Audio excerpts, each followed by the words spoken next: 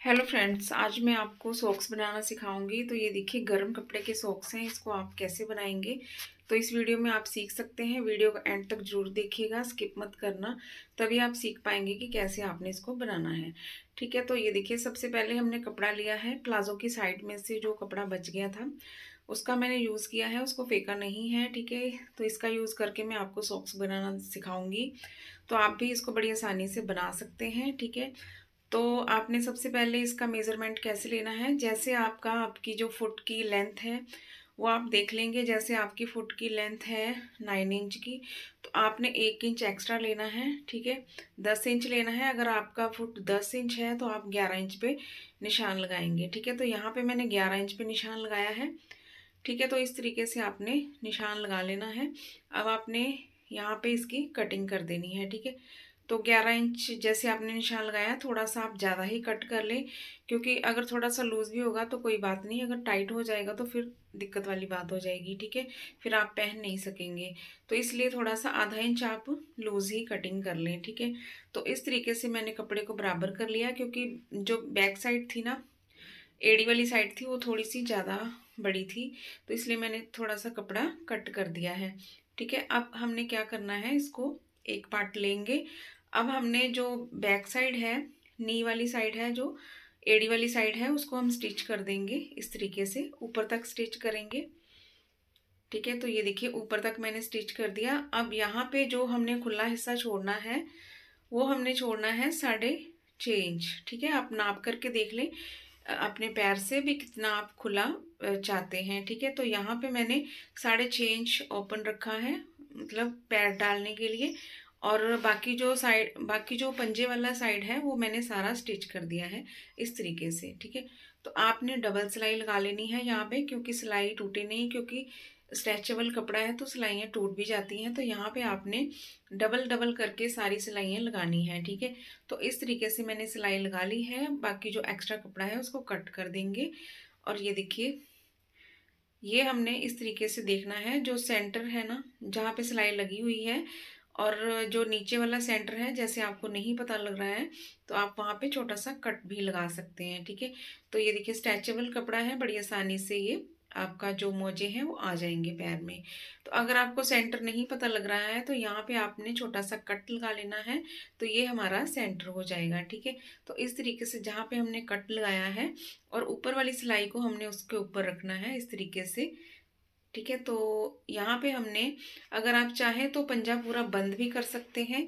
अगर आपने अंगूठा निकालना है तो यहाँ पे आपने अंगूठे की शेप देनी है। ठीक है, इस तरीके से। तो ये मैंने अंगूठे की शेप दे दी। अब यहाँ पे आपने पंजा निकालना है, तो ये देखिए यहाँ पे मैंने पंजे की शेप दे देनी है।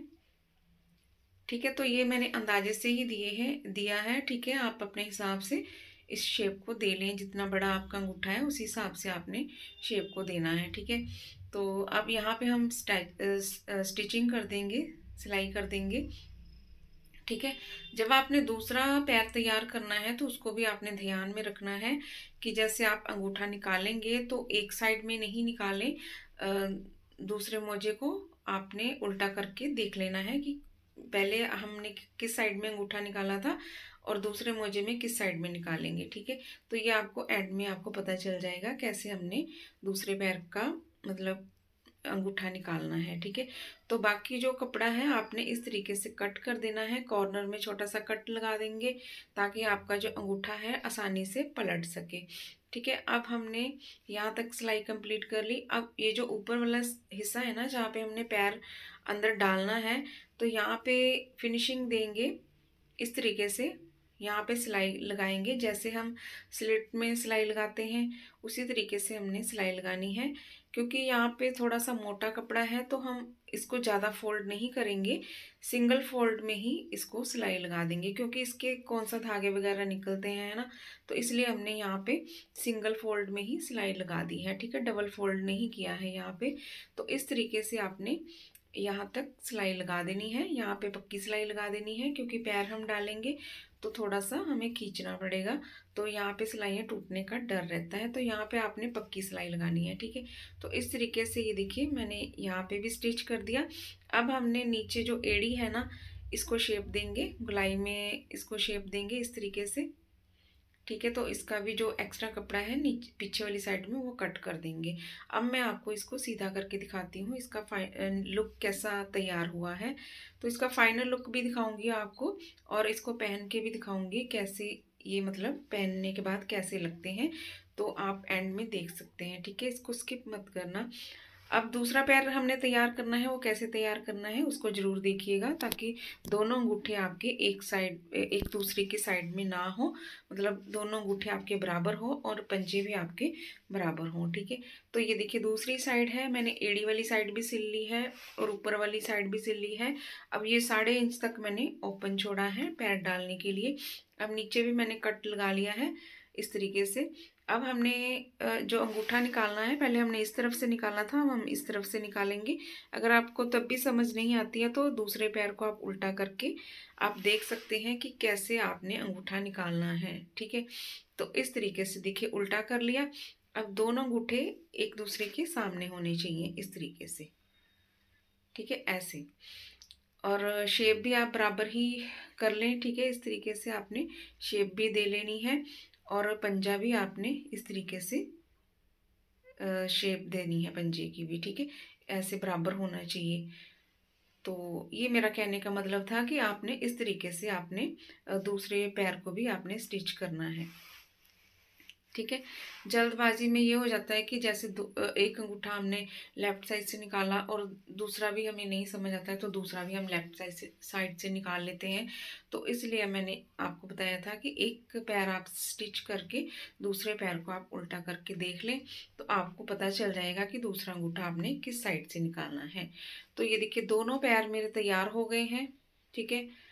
और सिलने के बाद देखिए कितना अच्छा इसका लुक आया है। और जब इसको आप पहनेंगे तो और भी ज़्यादा अच्छे लगेंगे। और ये बहुत ही गर्म होते हैं क्योंकि मैंने इनको यूज़ करके देखा है, ठीक है। और बहुत ही ज़्यादा अच्छे लगते हैं पहनने में भी। तो आप भी अगर आपके पास ऐसे कपड़ा कुछ बच जाता है तो आप भी इसको पहन के स्टिच करके ट्राई करके देखें कैसे लगते हैं। अगर अच्छे लगे तो आप मुझे कमेंट करके ज़रूर बताइए कि कैसे आपको लगे। और ये ये मतलब जो मैंने आपके साथ वीडियो शेयर की है आपके लिए कितनी यूज़फुल है, तो मुझे कमेंट करके ज़रूर बताइए। तो ये देखिए मैंने अपने छोटे बेबी के लिए भी बनाया है, छोटी बच्ची के लिए भी बनाया है, ठीक है। तो आप भी बना सकते हैं, कपड़ा फेंके नहीं, उसको यूज़ में लाएं। और इस तरीके से आप मोजे बना करके घर में तैयार कर सकते हैं। तो इसका फाइनल लुक भी मैं आपको दिखाऊंगी, पहन के दिखाऊंगी कैसा इसका लुक है। तो ये देखिए इसका फाइनल लुक, ठीक है। तो आपको मेरी वीडियो कैसी लगी प्लीज़ लाइक करें, शेयर करें, कमेंट करें और सब्सक्राइब